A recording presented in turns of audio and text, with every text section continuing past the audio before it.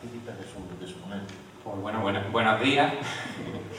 Espero que he planteado la jornada como una cosa más técnica. De todas maneras, estoy abierto a que en cualquier momento, si tenéis alguna duda o si os surge algo que no sea de la jornada o lo que sea, de vuestro trabajo, de vuestro sector, no sé si está representado el sector industrial aquí, supongo que sí, pues bueno, aprovechad que estoy aquí y bueno, cualquier pregunta o al final o lo que sea, pues ya lo vamos viendo. Bueno, cuando me dieron la oportunidad de poder participar en esta jornada, lo que pensé es una de las cosas que une a todos los sectores que hoy están aquí representados, tanto al sector industrial como al sector ganadero, como a la agricultura, como a los consumidores, es el tema de la seguridad alimentaria.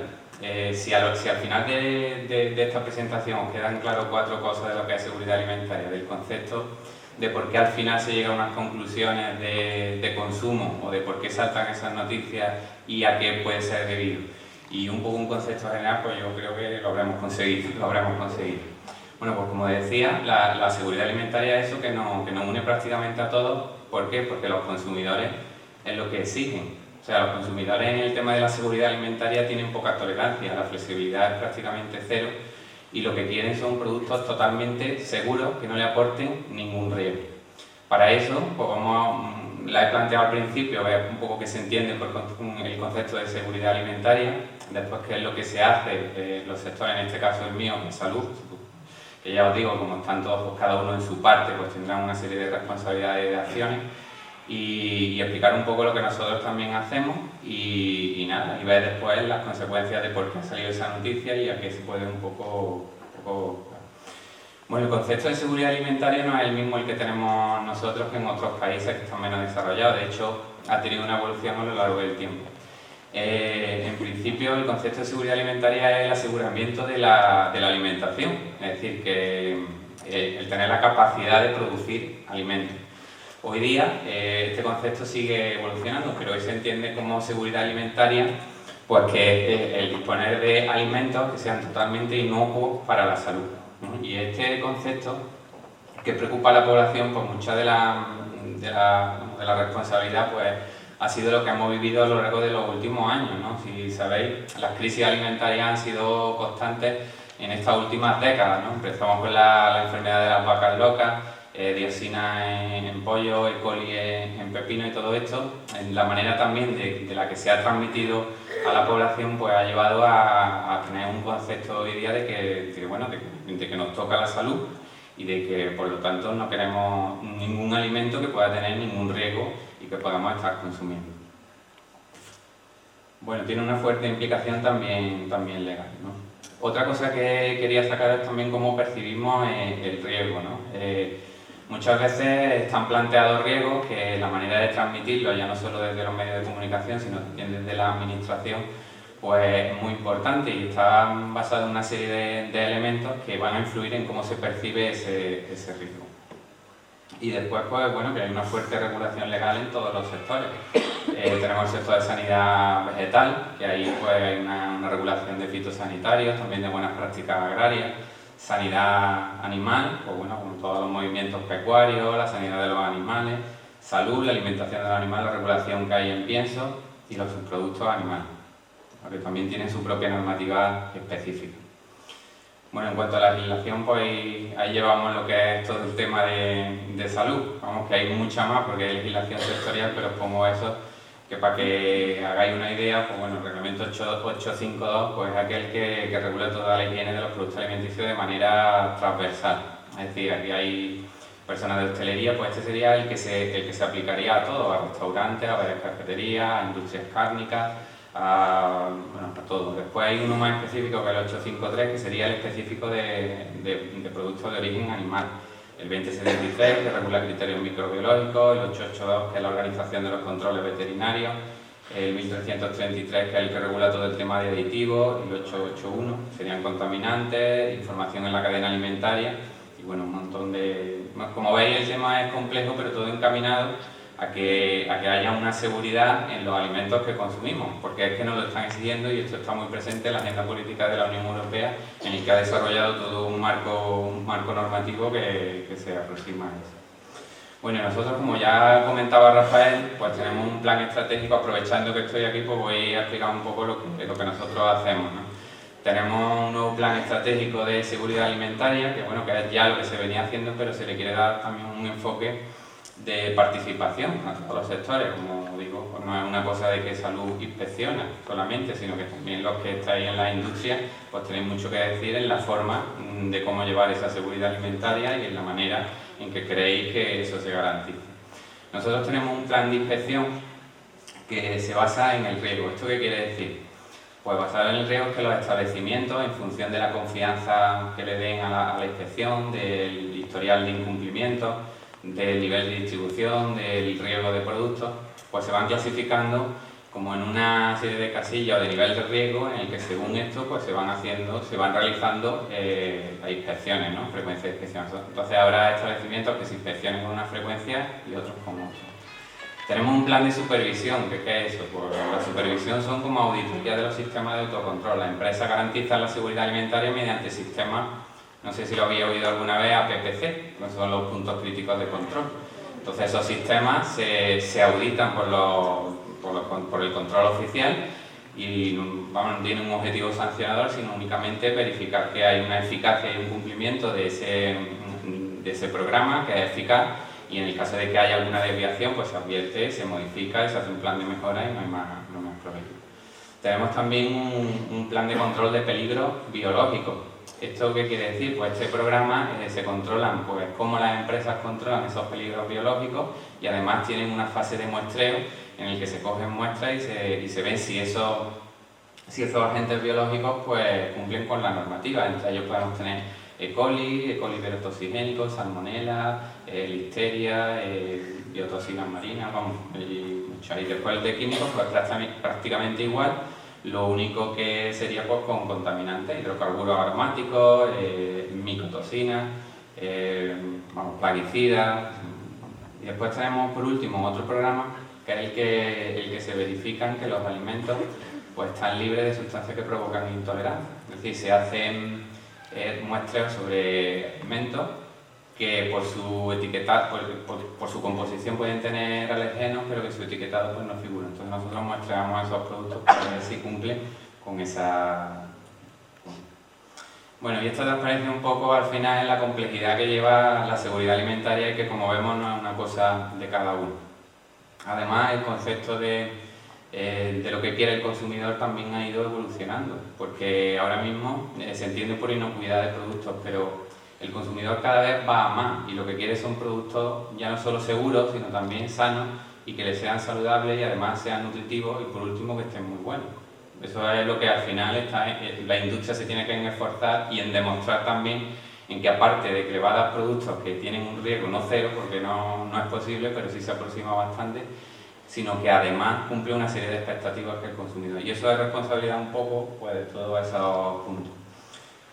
El principio de precaución que pone ahí es también un principio de seguridad alimentaria que dice que cuando no hay evidencia científica de que algo puede producir un riesgo, ante la duda o la incertidumbre, pues se adoptarán medidas que lleven a evitar que ese riesgo llegue a la población. Un concepto de seguridad alimentaria.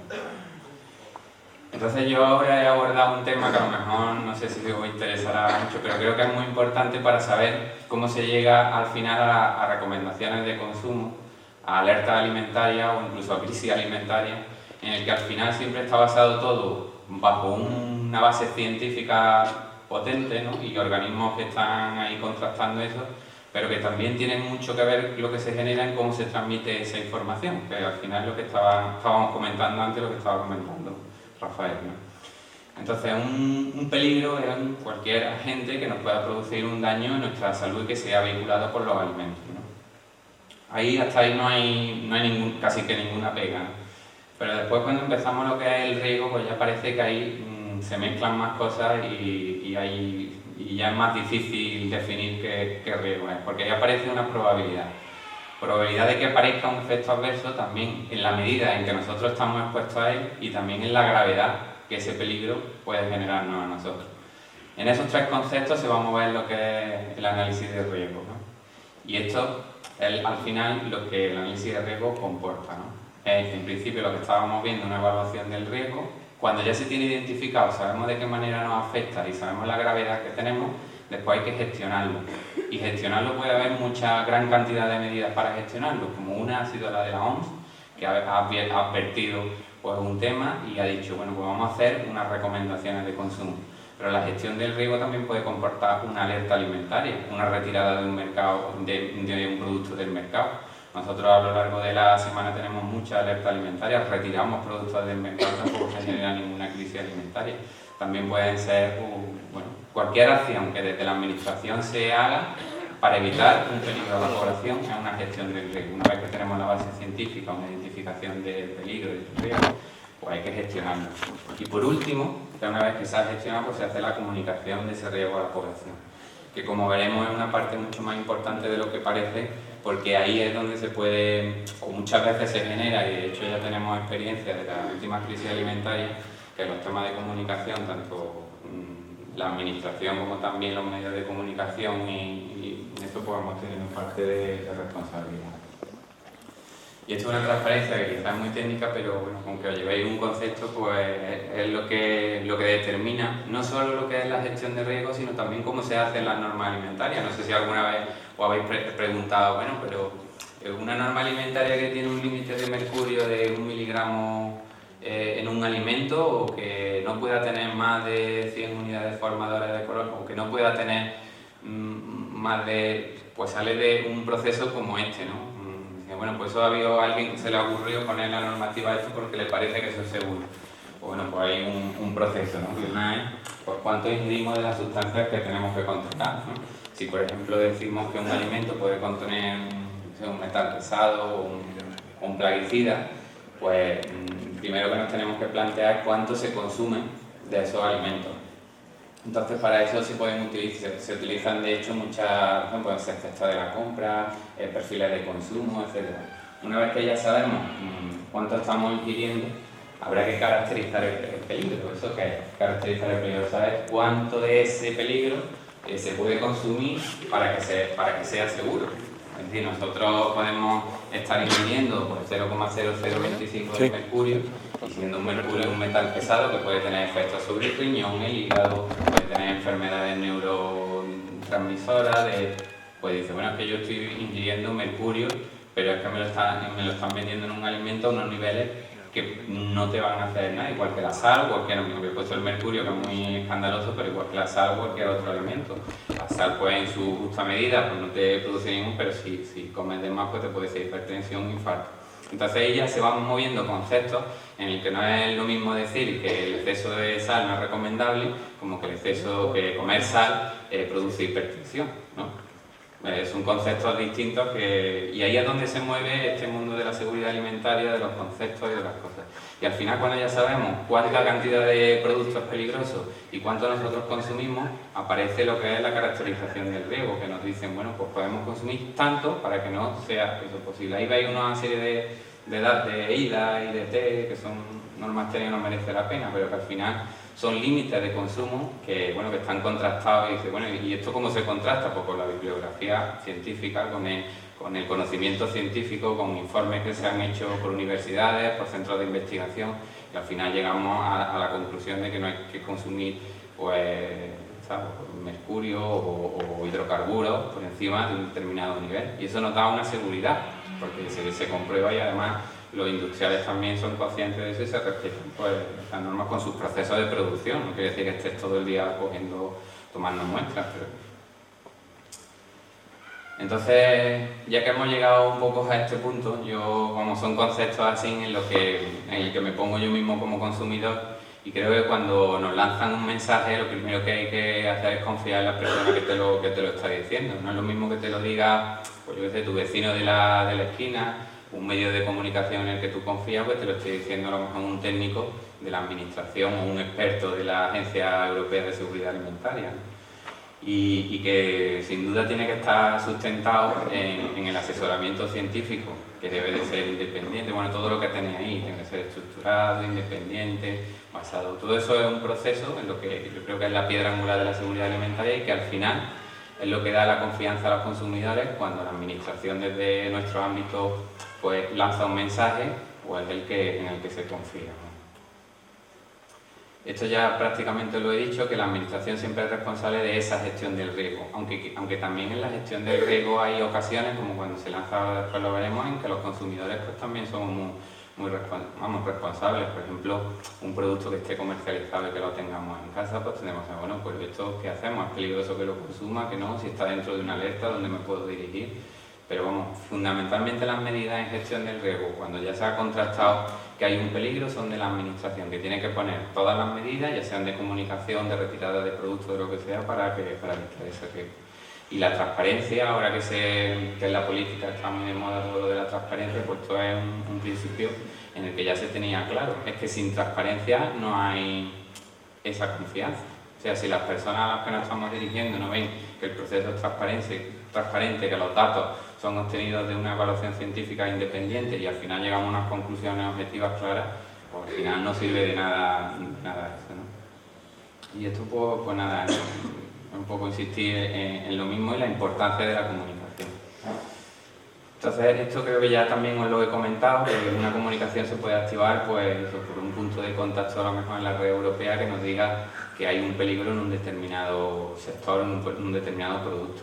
Unas crisis alimentarias que muchas veces las crisis alimentarias no están sustentadas en una evidencia científica razonable, sino que, bueno, por ejemplo, un ejemplo es esto que se ha formado con las carnes rojas y las carnes, ¿no? Puede haber una evidencia científica, pero lo que no puede desembocar en una crisis alimentaria, y en algún punto de esa comunicación, pues algo se habrá fallado, ¿no?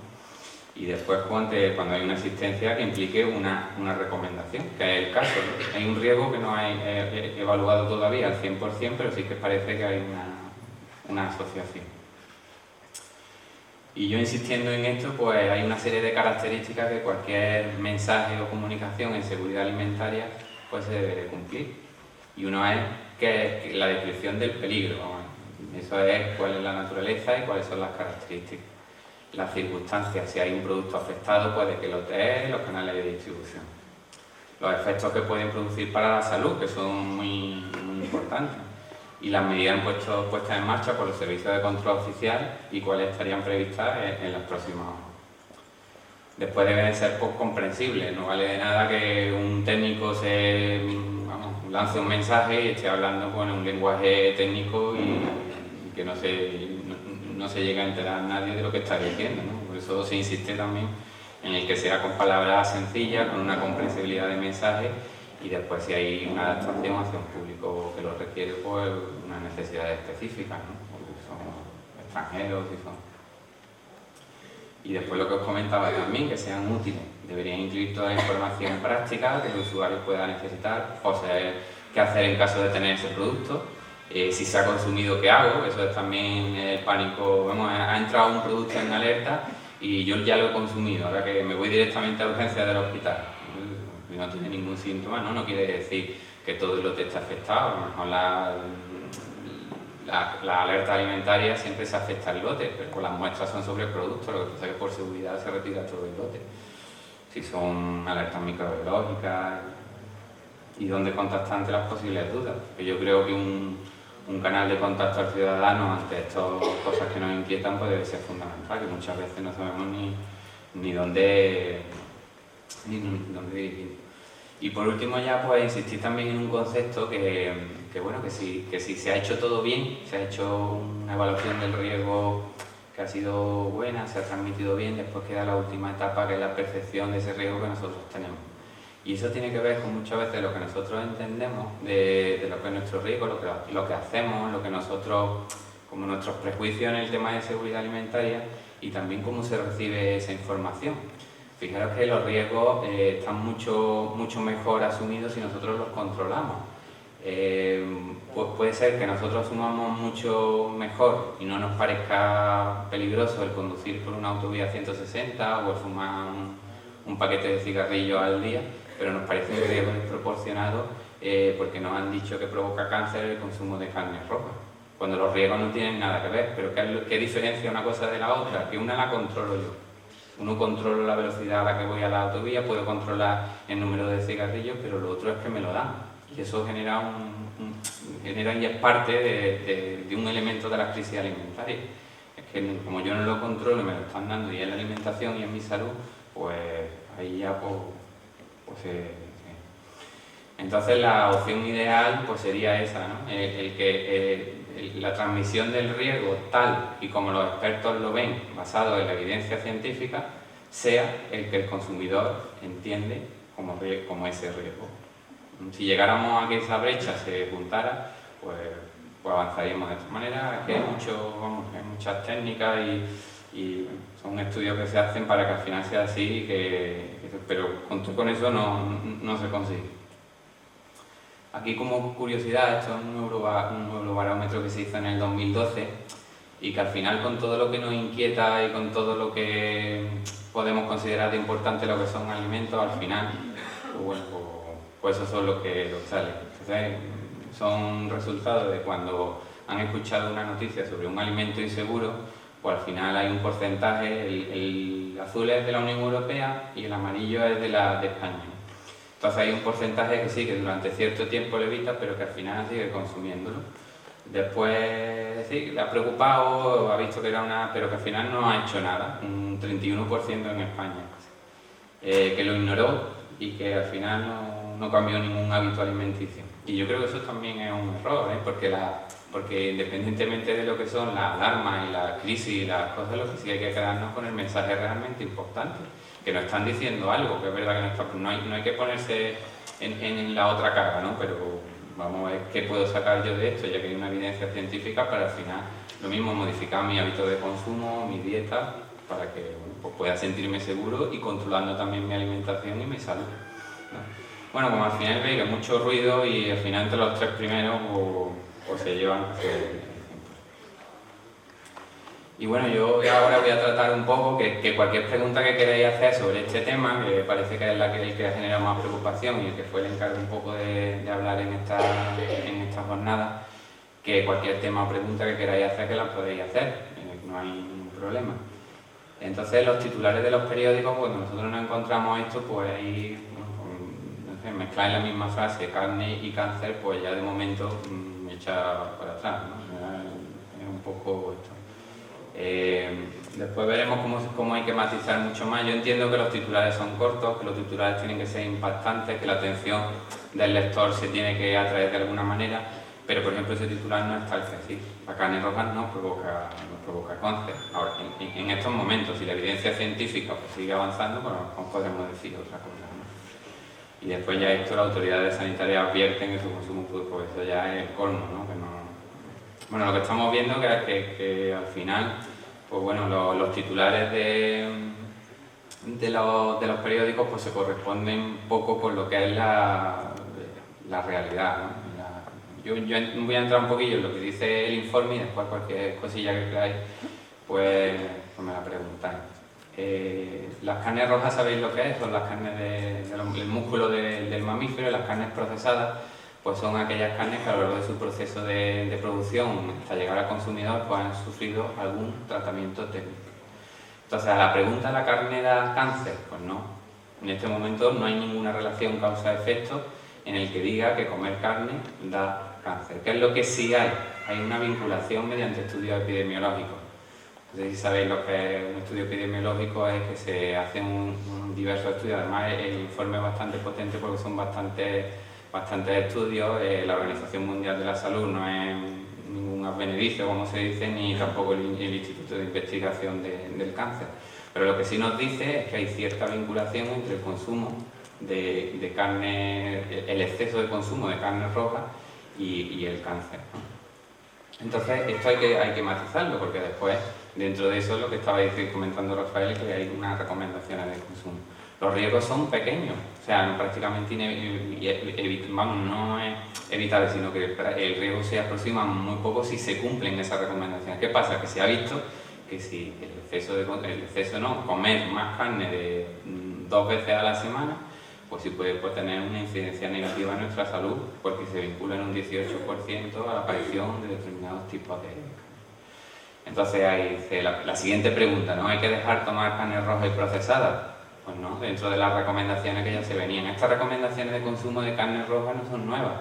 vienen del 2002 de un informe también de la OMS en el que ya decían que bueno, que había que moderar el consumo de carne roja porque se estaban viendo algunas... Ahora, esto seguirá con los estudios porque ahora mismo hay una asociación, pero realmente no se sabe por qué esa asociación. Lo mismo la carne no tiene nada que ver, lo que tiene que ver son los compuestos que se generan posteriormente durante el cocinado o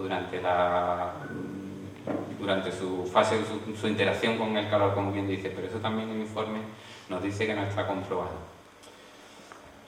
Entonces, no hay que dejar comer carne porque la carne y cada alimento que tenemos en nuestra dieta nos aporta unas cosas muy específicas. Entre ellas son insustituibles, por ejemplo, las proteínas, ¿no? La carne nos da una proteína de muy buena calidad porque, como sabéis, hay aminoácidos que el organismo puede sintetizar por sí solo, pero otros no podemos sintetizarlos si no es bajo los alimentos que consumimos.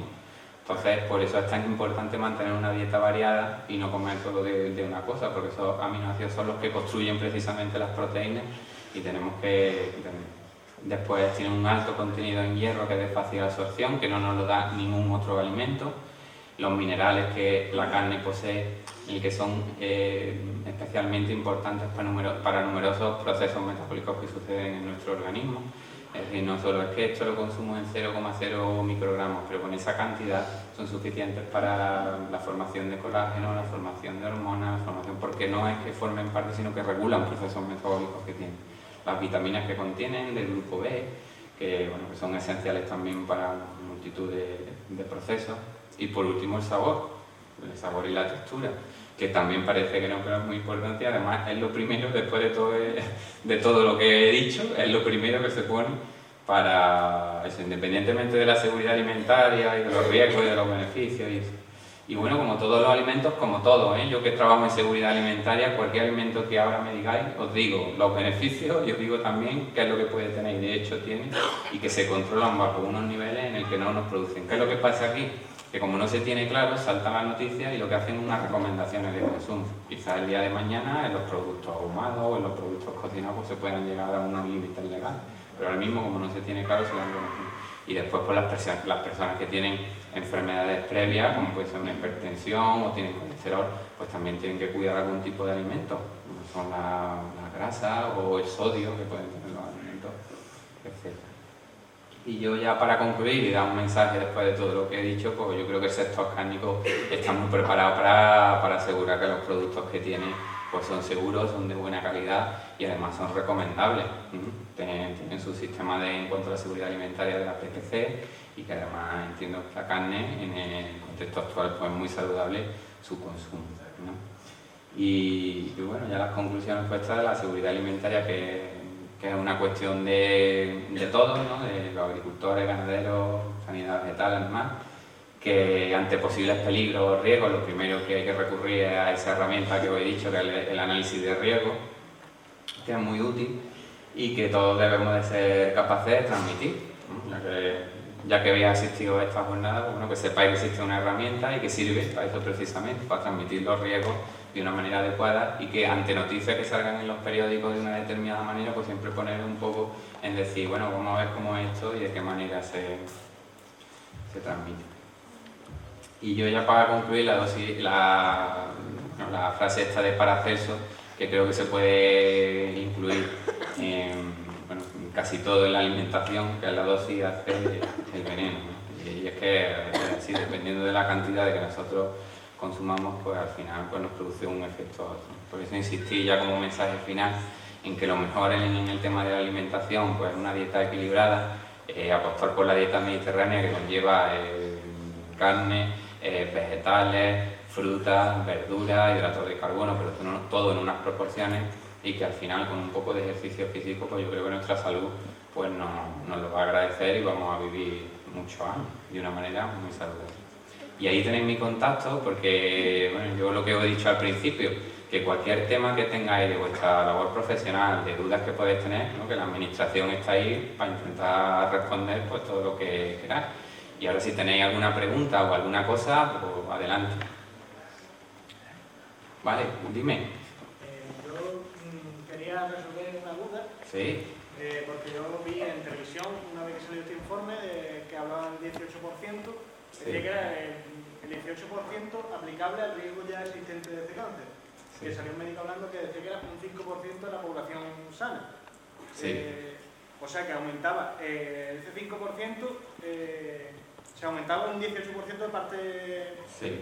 que total acaba siendo un 6%.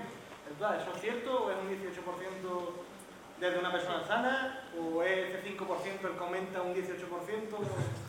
Es un porcentaje un tanto extraño. Porque una cosa son los porcentajes como de impacto, como bien dice, el porcentaje de la población de que tiene ese tipo de cáncer, que en este caso creo se referirá al 5%, y otra cosa es el riesgo que tú tienes de, si cambias tus hábitos saludables, como quien dice, de aumentar la incidencia de ese cáncer. Claro, son dos cosas distintas, el impacto. Lo que al final creo que te puede resolver la duda es que si tú comes, lo que decía, más de 150 gramos semanales de carne roja o 50 gramos diarios de carne roja durante toda tu vida, pues está incrementando un 18%. Exactamente, entrar en ese grupo. O sea que es lo que dijo el médico este de la Sí, conferencia. eso es. Incrementa un 20% el riesgo de entrar en ese grupo de incidencia. Un 6% total Claro, de tu vida. claro, sí.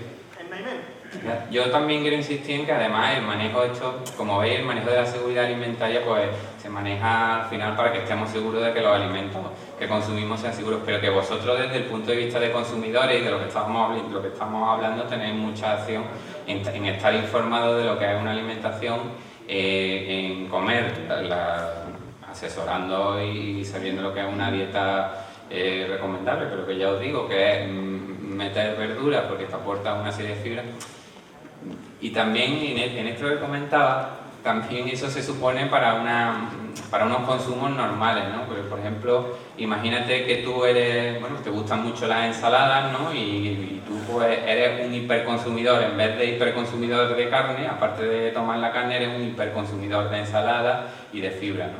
Pues la fibra dietética que llevan las ensaladas, la lechuga, la espinaca, todo eso, pues es un reductor de la incidencia del cáncer de colon. Y eso sí que no está valorado en ningún estudio.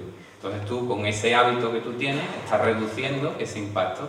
Y dices, bueno, yo es que como más de 200 gramos esto, aumento un 18%, pero como estoy comiendo fibra, disminuyo en un 15%. Al final la alimentación es ir por una serie de directrices que hay cosas que son saludables y otras no tanto. Y las no tanto, pues habrá que moderar su consumo. Y las que nos digan que no podemos consumirlas porque seamos hipertensos o porque tengamos colesterol, pues no habrá que consumirlas. Pero vamos, contestando a tu pregunta, es eso, es un 18% de entrar en ese 5%. Y si tenéis alguna cosilla más, o lo que queráis.